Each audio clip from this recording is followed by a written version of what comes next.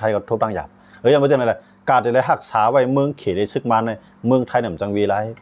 นะตื่มจังวีไรลองเมืองเขตเลยซึกมันในยังไม่ใช่อะไรแต่ว่ากำไรเขาขามาด้วยเลยเพราะว่าเฮ็ดเป็นปังตึกข้าวยาวในมันปีเลยลงปองจึงครับนะเมืองอะไรก็ยาวเพราะปังตึกข้าวยาวนั่นปีลงปองจึงเลยกวนเมืองไหนมันคือมันเหมือนลงปองจึงเขารู้นะลงปองจึงในกูเงินก็ไร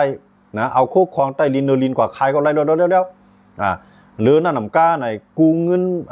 ลงตื้นล่างต่างเมืองก็แล้วต่างเมืองมาลงตื้นล่างก็ไรในพื้นที่ดีเขากุ้มกำไรนะไล่เขามันตึกเขามานำได้ที่นะเพราะว่าขยันปอดในจังปีสังเกตเหมือนเจ้าเขาขามาด้วยเลย3จุ่มปีน้องมังเมืองใต้ปอดของในคาร่างในถึงปีเขารู้เขามังเลยนะเขากึ่งกลางมังพร้อมมาใน1027เขานั่นขยันมันถึงปีนับโหเรือนมันก็เขาซิมไรในไรว่าเมืองใต้ปอดของไอ้อันมีซึกมาในตึกมีเคียงไงเลยตึกหาส่งแห้งซึกตึกไหลในตั้งน้องเขียวก็มีน้ำเอาขนาดนะเมืองกูก็มีน้ำเอาแต่ได้เข้าไรก็ไม่ได้น้องเขียวก็ใจเข้าไรเต้ๆนะก็กล่าวเจ้าเครื่องมาแตกกันให้ก็มันไรขึ้นกันน่ะนั่งน้องเขียวเนี่ยเต้ๆเนี่ยสังว่าเจ้าเครื่องแตกกันเทียนอะไรก็กล้ำพิดกันเทียนเอาตั้งเขียงพิดกันเทียนเอาตั้งผีพิดกันมันจึงมานั้นมันต้องอยู่ว่าเมืองใต้ปะท้องเนี่ยนะก็กล่าวเขาสามารถพิดกันนั่นน่ะเมื่อเขามาพิดกันปุ๊บเนี่ยซึกมาในหางแฮนซึกไว้ในพื้นที่ว่ากุ้มกำก็ซึกมันมีเฮียงป่าดิมาสูงจึงได้กุ้มกำก็ซึกมันมีเฮียงของเสียวขึ้นจึงได้กุ้มกำก็ซึกมันมีเฮียงซึกมันในเอาเฮียงในจื้อในเสเลเข้ากะกำในทางต่างหนึ่งเมืองใต้ปะจานอ่านมาหอมแห้งในเมืองใต้ปะจานนะครับหนึ่งในนาทีสิเรียอะไร2แล้วมาในนาทีปะโอเพียนโอฉะนั้นในมันเป็นตีซึกมันในหอมแห้งไว้นะเมื่อย่ามันซึกมันหลุดตึกนั้นมาในเอาแห้งซึกในออกกะเอาจื้อในออกกะกำในพวกมันเก็บก้นใหม่ไรมายาวเนี่ยไปมีตัวทบต้องการตึกที่เต้เนี่ยเอามาหักษาตีอยู่ไว้นะหนังหือโคไลก็เตรียมจังเอาบอกว่าซึกมันถึงมีซึกโอนะกำในก็กว่าในนาทีปะโอซึกมันเอาแห้งซึกใหม่นั่นกับตั้งวางไว้อย่าลืมนำก้าเอาแห้งกองกลางในปันซึกปะโอเพียนโอไว้พอเพียนโอก็กุ้มกำนาทีไรนำดันหือก็เป็นพ่อหนีตาซึกมันดันนั่นกำในปีดุจิตกุ้มกำไรนาทีนำดันหือก็เป็นพ่อหนีตาซึกมันดันนั่นยันบ่จังอะไรเจ้าคือเขาในสังว่าคำแตกกันในซึกมันในมันจำติรวมดีเลี้ยนะเมื่อนั้นในเมืองเขียนในก็ลังเลใจว่ามันจังว่าเมืองเขียนในก็เลยว่าว่นกวางจ้อมาว่าที่จุกไผ่เลยเตี้ยๆเนี่ยนะพอกึ่งกลางจุกใส่ไผ่ซึ่งมานาล่าสังว่าวันดีขึ้นนี่เจ้าคือเขาทำพ่อมาในอ่องเปมาในป้ายของมีเขียนในไกวเนี่ยเขาได้จันเอาตาวัตโตเขามาเขาได้จันเอาเกี่ยวปานเขามาเนี่ยขี่ก็ไม่ใจเราแน่ของเมืองตั้งในเขียนในงางเงื่อมกำครับนะก้อยกาวันเมื่อไหร่มันตั้งลักไรขึ้นเนาะนะเมืองเขียนนั่นปีนึงมากก็จะซึ่งมาในมันไปร่วมไหมครับนะตื่นแต่จุกอยู่ไผ่ซึกมันก็เนี่ยเมืองเขียนในที่จังไหนจังว่าเขาขามาด้วยเลยในเมืองใต้ปอดของในเพราะว่าเกาก้างถอยออกกว่าเสียงนะเพราะว่าเกาก้างถอยออกกว่าเสียงในเพราะว่าเขียนเขาเทียนอะไรเขาขึ้นยิบมือในเขาขึ้นยืดอะไรขึ้นดิลาเซียวนะก็ในเพราะว่าเขียนก็ยืดขึ้นเพราะในจึงเขียนเนี่ยตีว่าทั้งเทียนเอาที่ตีว่าทั้งเขียนที่กลมไรนะย่าเมื่อเขียนในเป็กสว่าเรียนดินมันติดเมืองเขียนเสียตาก็การจอยแถมมันอยู่ทั้งถามันตกอันนั้นได้เขียนเกี่ยวกับนะที่เรียนมือเรียนมันไม่มีปัญหาที่ว่าเขียนทั้งเทียนเอาในคำว่าผิดกันที่ไหนก็เตียวแห้งเขาโยมนะสังว่าเขียนได้เทียนในโฮมกันนะพวกเขาโฮมกันในเกาก้างก็เป็กซ่อมันถอยออกกับซิต้าก็มันติดจังเอาก้นของมันนั่นมานุงโคเทียนเอาในมานุงโคเกาก้างเอามานุงโคเขียนใน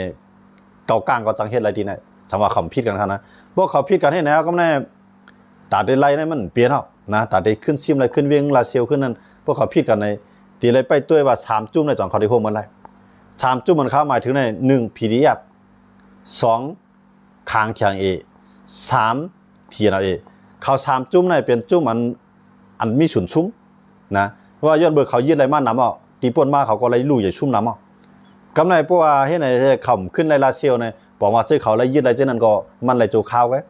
นะกำไรใต้เขาขายอย่างไรใต้เขาขายสำลุกขึ้นตึกหล่าในอันนั้นในใต้แต่ลุกขึ้นตึกในมันอยู่ดีว่าปลองขางผีเดียบเตะอุบการเมืองจึงหือต่อใต้เตะแจกเพเอาเมืองเก่าเมืองมาอยู่เนี่ยเตะแจกเพนาลินก็นาลินมาอยู่เนี่ยพอยังตึกว่าเขาก้างก็มันจะหนังเทียนก็คาไรนาลินขางก็คาไรนาลินในเมืองใต้ผีเดียบก็คาไรนาลินในเมืองใต้เพราะไหนจึงใต้ตีหนำจังเข้าโฮมปังตึกที่ไหนโจกาใต้ไปเข้าโฮมปังตึกที่ไหนซึกมาเนี่ยตีหอมแห้งตีซึกใต้เสียเลยก่อนบางเจ้าคือจะในตึกที่ก็นะอันนั้นเนี่ยนอนเอาใต้ก็มันก็ต้องมีปริเยของมันนะยอดเบื่อ ย้อนเบอร์ละลายจุ่มนั้นยังอ่านเอาแผ่นดินเมืองใต้คืนมาอยู่ในกำมือเจ้าเก่าใต้ก่อมย่อมไหลนะดังนั้นจื้อมันก็เป็นเมืองใต้อยู่เย้าหรือหน้าหนำกากำในละลายจุ่มนะครับเพราะว่าเขาไล่กว่าเย้าในเขาสำรวจว่าตามเมืองเก่าเมืองไม่นะเหมือนเจ้าหนังคางเอายังอ่านได้เป็นกิ่งเพียนเมืองคางในคำลัดออกนะตีมันในเป้าหมายสูงสุดของเขานั้นปืนตีในคางกุ้มกำไรในกูเจ้าคือเดี๋ยวอยู่ภายใต้ตับซึกคางการอุบเปลืองพ่องงำคางได้ตั้มบ้างไว้อันในคำลัดออกนะพวกมันลัดออกในข้าวยามมือเร็วมันถูกใจใต้ยังไม่เจอในซึกคางกำลัดออกนะแต่ว่ากำไรมันเปลี่ยนปัญหาได้เลยนะในปัญหาอันทีอะไรเขาคางแข็งเขาเนาะพีดีเอฟเขาจะได้เนี่ยตาเขาได้จันเอาใต้เขาบังตึกจอยเขาไล่นะตีไล่ใจเปลืองอันที่ว่าเข้าตีอยู่เมืองความโฮมกันรวยห่ำจากเพนาลินาตีกันเนาะซึกบอลองก็ลุกขึ้นมาตึกตอนด่าเมืองใต้ซึกใต้ก็ลุกมาตึกตอนด่าคนเมืองใต้กูคือไฮไลท์อยู่กันเย็นซึกขางก็อันมาอยู่ในเมืองใต้ก็ตีไล่จอยคนเมืองใต้ต่อสู้นะอันที่ว่าไม่ซึกขางมาเดี๋ยวเราเป็นคนตัดขางซึกเก้ากลางมาตัดซึกเก้ากลางตัดก้นคือเก้ากลางป่วยน่ะได้เข้าพร้อมอยู่โฮมกันในอ่านมาแจกแท็กเพย์เพียนลินดุกในตาใต้เด็กเขาบางตึกน้ำจ้างโปแต้มเขาบางตึกในเป็กซ้ำว่าเทียนเอาเขาเกาก้างเขาพีเรียบเขาเตียงพายมันดันคือก็ยาวมันตื่นมีคู่โฮมันได้เดียวเยอะมากอันกุ้มกำนาตีไว้นาโมในข้าวยาเมื่อเดือนนี้มันเป็นใต้เข้าไว้นะอันว่าใต้จุ่มไรเชื่อมว่าในนาทีปีดูจิตก็ซึกมันตึงมีในนาทีโคเขียวก็ซึกมันมีในนาทีโคไลก็ซึกมันมีเนาะมันเจ๋งเมืองลาจะไหนเป็กซ้ำว่าซึกมันมีในเมืองลาสิตาก็แคบนอกเมืองลานั้นมีกูเตียวซึกมันนะจังหวะนั้นได้เจ้าคือหรือว่าขึ้นกลุ่มโหกันอุบกันควันออกกันขึ้นยากรรมนะเขาแต่อ่านเอาเมืองกับเมืองไม่ห่างนั้นก็เป้าหมายสูงสุดเนี่ยเขากวนปั้งแต่ซึกมันเฉลยก่อตั้งเมืองเขาขาในเป็นเมืองหุ่มตุ่มจะต่างกันเตะเนี่ยมือเดียวในพีดีเอฟก็มันหลอกใจเจ้าคือกันนะเจ้าคือก็หลอกใจพีดีเอฟกันนะว่าลองเป็นตีมันมือเดียวนะมันจะในยันยูจีเขาพีดีเอฟเขาในเขามีเชียงในห้องเจ้าคือจะในคำว่าจอยกันนะเพราะว่าวันหนึ่งเขามีเชียงคือเขาเลือกตั้งมากเขาตื่นเป็นลงบองจึงเขาเนี่ยนะสมมติซึกมันร่วมลงกับเขาเนี่ยเอาซึกเขาในกับเตี้ยนซึกมันกำเดียวเขาเป็นลงบองจึงนะกำลืนมาเจ้าคืออะไรสังคือหลายค่ะผมมีข้อทุกลงอันนั้นตั้งแต่ว่าเจ้าคือก็ด่าที่ไว้บ้างใจพีดีเอฟเขายันยูจีก็มีนะคางก็ที่มันใจพีดีเอฟก็ว่าในมันก็หลอกใจพีดีเอฟครับนะพีดีเอฟก็มีตั้งเดือก็เลยเฮ็ดจอมคางครับนะพวกมันเฮ็ดจอมหนังที่คางเขาตั้งบ้างก็พีดีเอฟก็จังปึงตีแล้วแต่ได้ลุกขึ้นต่อสู้ซึกมันนะเป้าหมายสูงสุดของตับซึกพีดีเอฟเขาได้เขาก็ยังอ่านเป็นลงบองจึงนั่นน่ะนะอันนั้นข้าได้อยู่ในตัวอย่างมันแทงเมืองหนึ่งเมืองซีเรียนะเมืองซีเรียเนี่ยมันจะมีจุ่มยิบกองกลางอันใหญ่ๆมันอันลุกขึ้นต่อสู้เจ้าซีอาใครเนาะซีอาไอ้สู้หนีเนี่ยขาสองคืนในมังกันขาสองคืนในเพราะว่าซีอาในสู้หนีเนี่ยจะเป็นประชาอาชาติใครเนาะเพราะเขาต้องพิษเขาเนาะซีอานั่นจะเป็นจุ่มผายลุกขึ้นกำไรประชาอาชาตินั้นกวนปั้งลงกว่ากำไรเจ้าคือแทงคืออันมันใหญ่หรือเบอร์นั่นขึ้นมาเตียนก้อยกับมันขึ้นมาเตียนเอากำไรจุ่มเจอเล็กๆลอกๆเส้นนั้นให้มาพร้อมของมันเนี่ยก็โคมกันต่อสู้กวนปั้งกว่าเพื่อกวนปั้งประชาอาชาติแล้วเนี่ยละลายเจ้าคือเจอนั่นทำใครแยกตัวนะใครแจกเพย์ห้างเก่าห้างไม่เนี่ยวันเมื่อในเขาไปตั้งไรลงปองเจือนแก่นแข็งแทงยังว่าเมื่อโคมันต่อสู้ในเขาก็จอยสู้มาวันเมื่อนั้นสู้มาอังก็เป็นลงปองเจือนไงสามวันเต็มมั่มอย่างเขาก็อีกก้อนนั้นมันเปลี่ยนความไล่เข้าหลูโคมาในอุปึงพ่องกำลุกในโคบาเพียงเปี้ยงกันเนี่ยละลายคือตุกย้อนสุนทางในครับเนี่ยเพื่อละลายคือตุกย้อนสุนทางในเนี่ยอันเป็นผู้นำอันเอาอ่องเป้มาอะไรนั่นก็วันเมื่อไหร่มันอะไรขึ้นลุกขึ้นอย่างกล้ามครับนะเปิ้นขึ้นลุกขึ้นมานะครับเนี่ยละลายจุ่มขึ้นลุกขึ้นมันเป็นแห้งใหญ่ขนาดอันนั้นก็เขาอยู่ในเตียกมันเมืองโฮมตุ่มตัวขาในข้าวยำในก็เหมือนกันมือเลยเนี่ยอันอยู่จีนเนี่ยมันหลอกใจเขากูคือว่ะนะกำไรละลายคือก่อนไปมีเชี่ยงไงก็อะไรหลอกใจผีเรียบใช่ไหมนะก้อยการมันใจเป้าหมายสูงสุดดีๆกวนปั้งซึ่งมารเสร็จเลยมาอยู่เมืองพร้อมโฮมกันนะมารก็ด้วยถึงแกะขี้ให้กลางเมืองมารสุดเตรียมทวนนะลองปกป้องคืนใหญ่นั่นกำไรเขาเป็นลงปองจึงกลางในลงปองจึงกลางในแต่ไรมีปลาซึกไตซึกขางซึกช้างส่งเข้ากับก้าวฮึดแต่ได้เป็นลงปองจึงกลางเขานั่นทำมันหลวมมีตัวในแถวกำไรซึกเขาเหมือนเจ้านั่นในท้องถิ่นในนาทีไผ่นาทีมันเมืองไผ่เมืองมันน่ะแต่ไรมีซึกโหมลงมังไผ่มันฮะมันจะเป็นเจ้านั่นพวกเฮ็ดจะได้โคมกันไรกวนปั้งซึกมันได้เพราะว่ายังเรียกว่าขางก็หลอกใจไตก็หลอกใจจุ่มนั่นเคลื่อนไหนเคลื่อนนั่นก็หลอกใจพีเรียบไว้เนี่ยพีเรียบก็หลอกใจจุ่มนั่นเคลื่อนไหนว่าจึงตาได้เปซึ่งมันแบบนี้นะย้อนเบอร์ละลายเมืองนั้นเปิ่นใครปังตึกในยินยาว เพราะปางตึกยืนยาวมันเปลี่ยนปางตึกอันเฮียไทยป้ายมักมีเนี่ยมันตุ่มย้อนตั้งป้ายมักมีการค้าขายนะกำไรกวนเมืองก็ตุกขายว่ากวนเมืองตุกค้ามาหลายๆเมืองก็ได้เลยเข้ามาจอยนะตั้งแต่เดิมใจกวนเมืองเจ้าเก่าได้เลยกับจอยอันห้องว่าศูนย์เลยศูนย์เป็นกวนมันดื้อโดยมีนะมันเจ๋งว่าเมืองมานเมืองตุ่มตู้เขาเนี่ยเบิ้นจ้างเขาก็นำหนักนะเบิ้นถังเลยเขาก็นำหนักก็กำหรืออะไรเพราะว่ามันเปลี่ยนมาเนี่ยเป็นเพ่มาเนี่ยใครจอยก็เบิ้นกันเลยเย็นกันจอยจะมาเบิ้นตีว่าศูนย์นั้นมีน้ำใจลงนะกูเบิ้นต่างเมืองเลยนี่กันยังมันจะอะไรการเลยจอยได้เดียวเมืองก็ผ่านในเบิ้นจอยมันได้เดียวตามมาได้กับจอยวันนี้มียันวันของพี่เลยนี่ขนาดยันมันจะอะไรหรอกว่าเขาขามาด้วยเนี่ยเพราะว่าปล่อยลาเซียวในซุ่มกับปันซึกมันขึ้นทางกำในอย่าไปว่นแต่ได้ต่อสู้ซึกมันแทงเอานะไตก็เพราะว่าปอกในเลยไตก่อมไรเขาบังตึกปนจึงซึกไตก่อมโลเฮียละนะเพราะว่าปอกในเลยที่มันเขาบังตึกกำในได้เขาปองใจที่ว่าอะไรเนี่ยมันจะอย่างเทียนก็ใครเมืองมันจะอย่างข้าวว่านั่นน่ะเทียนก็ใครเมืองเกาก้างก็ใครเมืองว่าก็ใครเมืองเปาโอใครเมืองใครเมืองห้างเก่าห้างไม่อันนั้นได้เข้าปีไรอันไหนว่าไตกับจอยก็ไตก็ซุ่มหลายครับนะลือสีเขากับจอยอะไรก้นเมืองเขาก็เลยปลายแทงซื้อเขาก็เลยซุ่มแทงผืนตึกปีมาไหนเก่าซ้ำเอาห้างเก่าเมื่อก่อห้างไม่เข้ากันขึ้นมาบางแทงย่อมใบครับนะจังว่าในต่างตีดีตีสุดในอย่าไปว่าเมืองกับเมืองไม่เมืองเข้าไหนกูก็มาในเมืองใต้ก็เป็นเมืองสูงมาในเมืองมานเมืองขางเมืองย่างก็เป็นเมืองเข้าเหมือนกันพวกคุมมันจังไหนก่อนเข้าจ่องตีจังปีเลยซึกมันที่ไหนนะเพราะว่าเข้ากับด้วยขนาดหลายเมืองที่เขาลุกพื้นในไรตั้งตีจุกมันเขาเหมือนกันเยื่องอันเขาเยื่องอันเมื่อไหร่มันตัดอะไรมั่มเลยพวกเขาเจ้าคือตึกวนมันจะหนังปลองเขาก็วนว่าเขาได้เมืองใต้ในมันไปก่อตั้งลาดตั้งจึงเมืองไรไปตั้งจื้อตั้งจาดมันไรเนี่ยมันจะไหนพวกเขาแห้งซื้อเขายืดไรเขาอุบการเมืองไรเขาเปี้ยเขาแล้วเนี่ยอันไหนเป็นเจ้าคือพี่น้องปลองเขาวนไปก้อยกับพวกเขาขึ้นมาวนด้วยมือเลี้ยวนั่นเปิ้นมักมันเมืองเขาเนี่ยเรียนลินจับติดเขติดจับไทยก็หือติดจับลาวก็หือติดจับอินเดียก็หือติดจับบังกลาเทศก็หือเปิ้นมักมันที่ไหนแกนะแต่ที่ว่ามาเจ้าคือในอ่องปีกเอาซิมแล้วเมืองไหนเมืองติดมาห้องหับมันยุกมือมันว่ามันเป็นหลวงปองซื้อห้างกล้วยมันเนี่ยเป็นเมืองหลอดแล้วก้อนคอเนี่ยมันมีเมืองหลายติเปลี่ยนไรนะเขาเข้ามาด้วยอะไรเหมือนเจ้านางไต้หวันนะไต้หวันในเตี้ยมันหลายเมืองหลอดแล้วก้อนขอมราคามีหลวงปองซื้อห้างกล้วยมีเงินห้างกล้วยมีจึงเมืองห้างกล้วยก็กับกูว่าในเขก็ยังว่าเป็นของเขครับก็ในเหมือนเจ้าหน้าอเมริกันก็ฮัดห้องขับว่าเป็นเมืองรอดเลี้ยวก้อนคอในอเมริกันก็ฮัดห้องขับอันนี้นะยันเบอร์กูมีปัญหาทั้งเขนะอันห้องขับอันในเมืองในปาก93จึงเมืองตีห้องขับอันเมืองไต้หวันเป็นเมืองก้อนคอในมีมปน10เมืองไงนะมีมปน10เมืองที่ห้องขับอันเขาเป็นเมืองก้อนคอเมือง10เมืองนั้นก็เปลี่ยนเมืองเตี่ยมเกียกเมืองเขไงเมืองเตียนพร้อมเด็กก็ขายดอกเขเฮ็ดก็ดอกเขอยู่นั่นพัดขับห้องเมืองไต้หวันเป็นเมืองก้อนคอเสียเมืองค่ะนะโคมบ้านทางไทยค่ะไทยในเมืองตั้งมือจังใกล้เช็คแก่นแข็งในไทยในตั้งกรุงศุลในห้องว่าพ้องต่างนอกเมืองในตั้งกรุงศุลตั้งพ้องต่างนอกเมืองต่อไต้หวันเมืองตั้งนั่นค่ะนะมือปันจังกะเช็คมีแห้งนะเมื่อนั้นอเมริกันก็ขับห้อง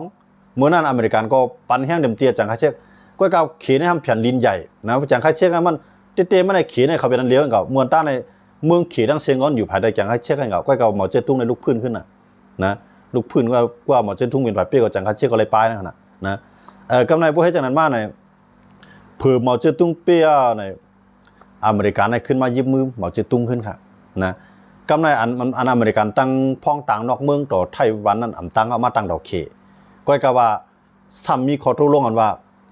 อย่าไปให้เขมาลุกล้ำไต้หวันเพราะว่ามาลุกล้ำไต้หวันเนี่ยเข้าตื่นเตะจอยไต้หวันเต็มที่ยันเมื่อจังนั้นเลยเขก็ได้กับอื่นเบียดไต้หวันได้กับจังยันเบอร์มีเขเนี่ยเอามีอเมริกันมาคำข้อมากันนั่นก็กำไรไทยเนี่ยก็ปกติเฮ็ดก็ต่อไต้หวันในโหนับก้นไต้หวันในมีหมอก20ล้านไงอันไหนว่าเขาต้องผิดกันเนาะก็ผิดก็ว่าเขาอีกนึงกำไรเหมือนจังนั้นเขเนี่ยมีปากเอามีเฮียง4ปากล้านแต่ว่าไทยก็เขมาคือให้สูเลือกแหละพอสู่หับห้องเมืองไต้หวันเป็นเมืองก้อนเขาก็สู่เป็นผู้เขียนนั่นตั้งเฮาเลยสู่นำโลกาขายดอกกันเนาะกำไรไทยก็ดีกว่าเอาไต้หวันน่ะมีอยู่ในกุนบางลาอีดวนแกโหนับกวนในมีหมอก20ล้านนะพวกเขาต้องผิดกันนะบ่ต้องผิดกับวางขออีกนึงมันจังเขากำไรผู้ให้ก็เขเฮงบ่4ปากล้านนะย้อนบ่จังแหละไต้หวันน่ะถามว่ามีเฮ็ดก็ใช่ว่าไทยก็เฮ็ดก็ไต้หวันกูว่าในการค้าขายมีก้อยก็ว่าไทยในอ่ำห้องฮับเมืองไต้หวันเป็นเมืองก้อนคอค่ะนะอ่ำฮับห้องฮับอ่ำฮัดตังพ้องตังนะก้อยกันในใจลึกๆได้เขา เขามักมันไต้หวันเป็นเมืองก้อนคอก้อยกับพวกตั้งการว่าในวงในวงกลางจึงเมืองนึงเลยจึงเมืองนึงนั่นอันเป็นตั้งการนั่นในเขตเนี่ยปันให้ฮับป้อสู่ฮับไต้หวันก็สู่อมโหลตั้งกุ้งศูนย์ที่เฮานะป้อสู่ถอนมาที่ไต้หวันมาตั้งที่เฮาไรสู่มักมันเฮาในเป็นเมืองเขตนะแต่ว่าในมาตัวในในเมืองเฮาคันได้ดีกว่าจี้เอาเมืองไหลจี้หนีเฮาว่าเมืองศูนย์ในเป็นเมืองก้อนคอเฮาที่มักมันบ้านเอาเนี่ยมีเมืองไหลเฮาขามาตัวที่ไหนปลองก็หลูวนกวางๆใต้ก็หลูวนกวางๆเปาโอกูเจ้าคือว่าจังได๋ว่าได้ทำไปลาดป้าย้อนบ่สังว่าได้มันอยู่ที่ขี่แกนะพวกขี่ว่าปืนเตียนนั่นน่ะพวกว่ากินอะไรนำได้พวกขี่ฮับห้องมันได้จังไรนะมันจะเขาอยู่ในรัสเซียนั่นน่ะตาใต้ได้ให้ไทยมาห้องฮับมันเป็นเมืองก้นขออย่าไปนอนฝันเนาะนะตาย่างก็ให้ไทยฮับห้องมันเป็นเมืองก้นขอก็เป็นไรนะก็ในเหมือนจะค้างได้ว่าฮับห้องเมืองก้นขอในก็จับขี่ในจ่องขี่ในปันครับสามารถอเมริกันเขาฮับห้องปันในขี่ก็พร้อมแต่เขายึดกำเดียวว่าขี่ก็ปล่อยครับจะว่าในตั้งตีลีนั่นเข้าไปเหนือเส้นตั้งเมืองพร้อมโฮมเมืองโฮมตุ่มในแกอันนั้นได้เขาจังปีไรข้ามวนแต่ตั้งเมืองใหม่นะเมืองใต้เนี่ยก็พิงทุ่งใต้มีเจงก็เฮ็ดกว่านะความลานอีกไล่ใต้มีเจงก็เฮ็ดกว่ากูเจ้าคือเฮ็ดกว่าก้อยก็เข้าอยู่เป็นเมืองพร้อมโฮมนะอยู่เป็นเมืองพร้อมโฮมพวกเฮ็ดน่ะได้มันค่ำไรแจกพิบเปิ้นห้องว่าในงานมาทั้งห้องในงานเนาะเขาได้ว่าเมืองนั้นในความหมายของเขาเนี่ยมันพวกมาความเป้าหมายของเขาแล้วก็ถามว่าเป็นเมืองเป็นจึงเมืองก้อยกันในความหมายของเปิ้นนั้นเป็นจีเวียงไงมันเป็นระดับอำเภอเมืองเขานะระดับอำเภอแล้วเจตวนไงนะเจตวนในจังหวัดนั่นหาบนห้องเนาะเป็นจีเวียงให้เป็นเจตวนในหาเมืองเขาบนมักมันวันเขาปวดนอกเมืองเขาด้วยกับเขาวันเนาะก้อยกับเขาด้วยได้ว่าเมืองน่ะได้เขาเมืองคืนก็เป็นเมืองลูกนู้นพวกเรามีเจ้าเขาข้ามมังกล้วยมันจะขนาดในความหมายของใต้เขาก้อยกับพวกนอกเมืองเขาด้วยมามันเปิ่นใจด้วยเป็นจังนั้นเปิ่นด้วยมันเปลี่ยนอำเภอเมืองกึ่งนะพวกความไทยเอาอำเภอใต้เอาในห้องว่าจีเวียงเป็นจีเวียงเมืองกึ่งก้อยกับเจตวนนั้นมันเจตวนนั้นมันได้ใหญ่ยินนะอันเป็นเช่นนั้นให้ว่าห้องเขาเป็นเมืองก้อนคอในเขาอย่าไปมุมมองมันเหมือนกาปันกูปอกได้ไรเหมือนเช่นนั้นสหภาพยุโรปเขาว่าเมืองไหนมันเคยอยู่จำรัสเซียเพราะว่าอเมริกันเขาห้องปันเขาเป็นเมืองก้อนคออะไรนะอเมริกันเขามาแล้วนะก็มายุโรปเขาก็มาแล้วเขาโฮมมันเป็นสหภาพไปกับสหภาพในพวกผู้เขียนมาเข้าโฮมกันต่อสู้พวกผู้เขียนมาเข้าอยู่เมืองไผ่เมืองมันพวกป่องเมืองไผ่เมืองมันเมืองเล็กเมืองลอกมังเมืองในโหนับก้นเขาในมีอยู่10 ล้านในของมังเมืองนะอันในยุโรปเขาเนี่ยก้อยกาหนังคือเขาได้อยู่พร้อมกันไรหนังคือเขาได้มีอย่างพวกป่องละเมืองไผ่เมืองมันนั่นก้อยกาว่าเขาอยู่เป็นเมืองพร้อมโฮมนะเมืองสูงกับเมืองสูงเมืองเขากับเมืองเขาก้อยกาพวกมีผู้เขียนมาเขาโฮมมันลุกขึ้นต่อสู้นะเปิ้นกูเขาในยุโรปเขาเนี่ยเขา30 เมืองมาโฮมกันนะเขา30 เมืองมาโฮมกันกำในอเมริกันเขาได้50 เมืองมาโฮมกันเป็นเมืองอเมริกันเป็นสหรัฐอเมริกันเป็นเมืองพร้อมโฮมอเมริกันนะเมืองโฮมตัวอเมริกันแต่ว่าเมืองโฮมตัวเขาเนี่ยก็5 เมืองเอา7 เมืองมาพร้อมกัน8 เมืองประมาณก้อยกัดเมืองนั้นเจ้าเครือซ้ำเงยดอนนะมานสูงมีที่หลายๆให้จริงเมืองสูงมานสูงถึงที่หลายๆเขาว่าเป็นเมืองพร้อมเมืองโฮมตุ่มได้สูเรียนลินสูถึงที่หลายเรียนลินเท่าถึงที่หลายๆอำไรมักมันที่นั้นกำเดินมามานว่าสูจะได้เป็นเมืองอ่อนเมืองเอียดอยู่ภายใต้เฮาก็เนี่ยเอาเย็นเป็นของมานไปทั้งเสียงนะเป็นประมาไปได้หมดแล้วมันเจ๊ๆเนี่ยเขามือจานก่อนที่มาอุปกันเฮ็ดก่อนได้มันอยู่ในน้ำจึงเมืองต่อจึงเมื่อยมาเฮ็ดก่อกันนะเมื่อนั้นในมานก็มีเชียงใต้ก็มีเชียงหนังคือได้มีเชียงมาโฮมมันน่ะมื้อนั้นนะมานก็มันตึกเตจ้าลอดมาไต้อังกฤษไกพวกมันมาโฮมเจ้าคือกูคือจังได๋มันก็มีเชียงไผใครยึดมันก็ไรเมื่อนั้นยันบ่จังได๋หนังคือได้มีเชียงมาโฮมกูเจ้าคือมันมาอ่อนวอนกูเจ้าคือให้กูเจ้าคือในอยู่โฮมมันนะวันบ่ได้ในเมืองอันใดว่าเป็นเมืองก้อนขอมึงกูบอกได้เฮานอนฝันก็กับบ่ได้ตื่นเนาะอันไปตื่นก็ต้องมีนำน่ะนะเหมือนเจิงปลองใครเมืองว่ะ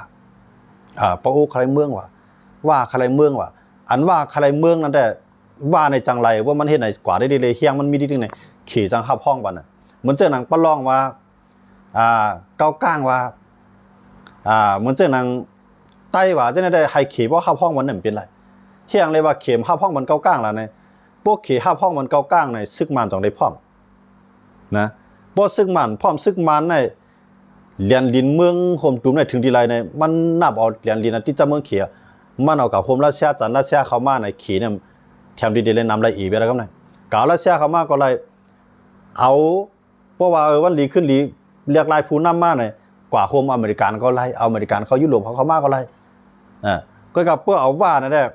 เพ ราะว่ากุมกำไรกูคือว่าในเห็นเหมือนเจังรัสเซียอยู่กับรัฐไครเมียนั่นนะของยูเครนนั่นทีนั้นเนี่ยเป็นเจ้าคือรัสเซียเฮากำนำเขารัดความรัสเซียย้อนมาจากอะไรเฮาหลวเอาแห้งซื้อเขาใน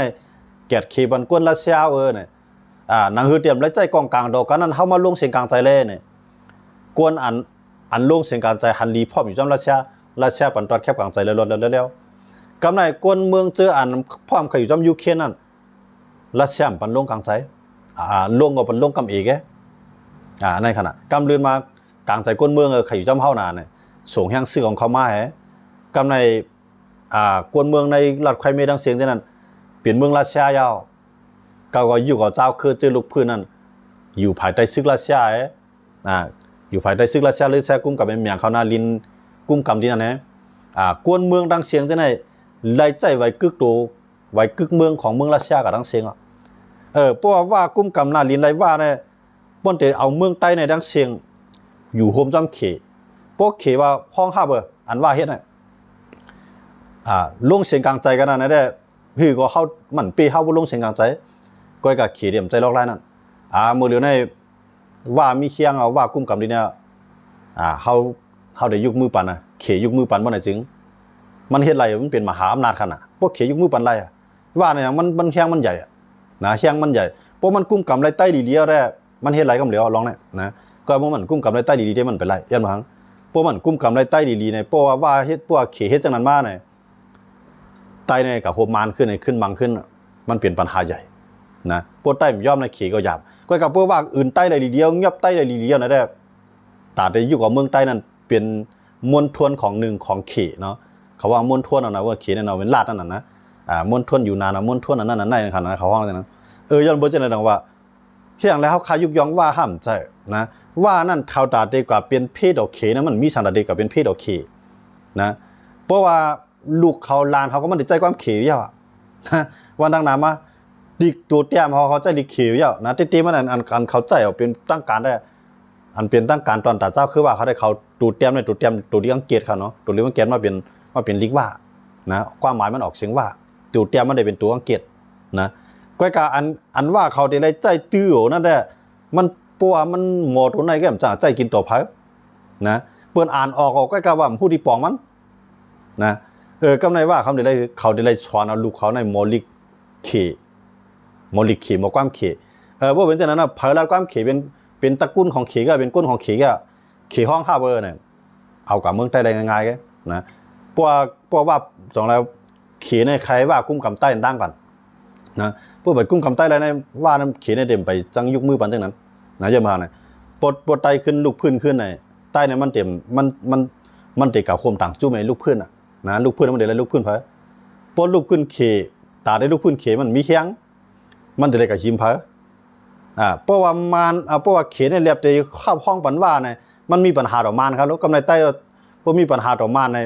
เหมือนจะมาซุ่มเมืองใต้เนี่ยกับปันเขต่อมานได้ย่อมครับมือเนี่ยจื้อมาได้ในใต้ได้ห้องมาเมืองใต้ก็กับว่ามานเขาได้เขาว่าเป็นเมืองเขาลูกนะเขาปันเขาเ